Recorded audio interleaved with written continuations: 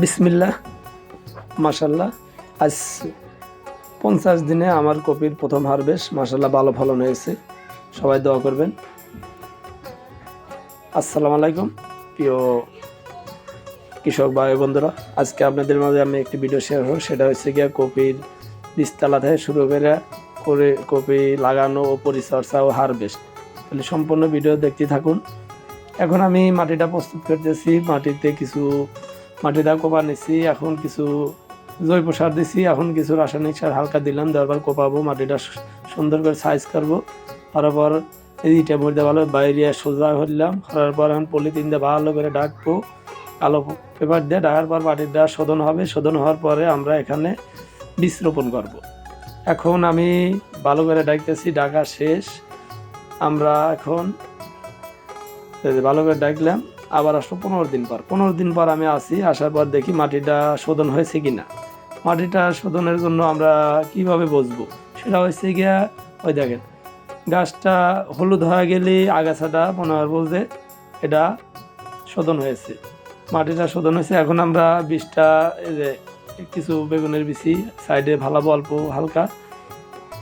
আর কপির বিচি আমি আনছি, এটা জাতটা হচ্ছে হয়স্টোন। এই জাতটা কিন্তু মধ্যম জাত। আমি কিন্তু নাভি হরে লাগাইতেছি।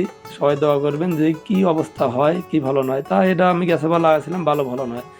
আর আমরা অবশ্যই মধ্যম জাত যদি নাভি সময় লাগাই, অবশ্যই পরিচর্যাটা ভালো করে করবো। কি জন্য, এটা অল্প দিনে আসবে কপিটা, 45 থেকে 50 দিন। এখন আমার এই যে মাটিটা সহজ করে টাইনে নিলাম, এই যে কেল হরে নিছি। আর ভিতরে দেবো বিচি ফালাবো। বিচি দিতেছি, দেওয়ার পর ভালো করে সমান হরবো। সমান হয়ে এই যে দেওয়া শেষ। আমার দেওয়া শেষ হলে পরে আমরা ভালো করে সমান হরবো, মাটিটা সাইজ করবো। হয়ে এবার যেহেতু বাড়ির আঙ্গিনায় সাইড দিয়ে আমি বেড়া দেবো, সুন্দর করে বেড়া দিয়ে নেট হাউস করে আলাবো, যেন পোকাও না আসে। কোনো ছাগল, বেড়া, মুরগি এগুলো জানি আমার এই বীজতলা আমাদের না ঢুকতে পারে। এই জন্য আবার পিঁপড়ে যেন না আসে বাড়ির আঙ্গিনায়। এই জন্য ফিনিশ পটল আমি দিলাম। এই যে হয়ে গেছে, সম্পূর্ণ কাম রেডি।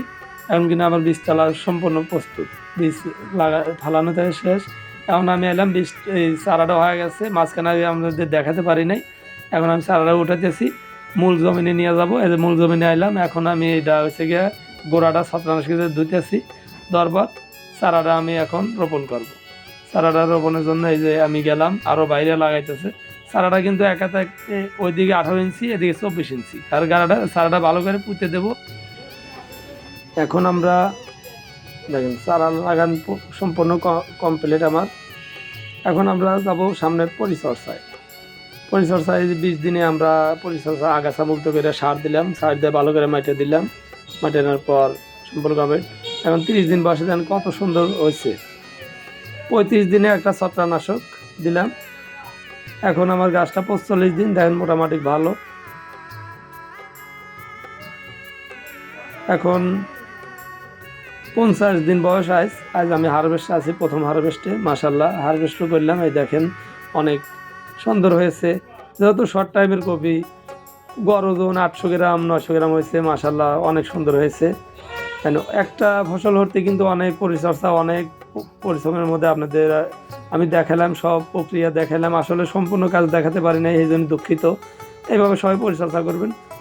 এবার কিন্তু খুব কুয়াশা গেছে। কুয়াশার জন্য গাছের গ্রোথটা একটু কম হয়েছে। তারপর মাশাল্লাহ যেটুকু হয়েছে ভালো হয়েছে। আর মাঝখানে কপির বাজারটা কিন্তু পড়ে গেছিলো, একবারে কমে গেছিলো। কৃষক এবারও ধরা, তাও যারা ওই টাইমে পড়ছিল এগার কপালটা খুবই খারাপ। কারণ আমি প্রথমবার হারভেস্ট, এবার প্রথম রোপণ করছিলাম। এর পর আবার দ্বিতীয়বার লাগাচ্ছি। এই ক্ষেত্রেই প্রথম কিন্তু আগাম করছিলাম, এটা নাবি। মাশাল্লাহ, ভালো ফলন হয়েছে। আর আপনার সবাই দোয়া করবেন জানি ভালো বাজারটা পাই। অত বেশি আশা নাই, মিডিয়াম জানি আমরাও বাঁচি, জানি ভোক্তাও বাঁচে। তাহলে সবাই ভালো থাকবেন, সুস্থ থাকবেন। আল্লাহ হাফেজ।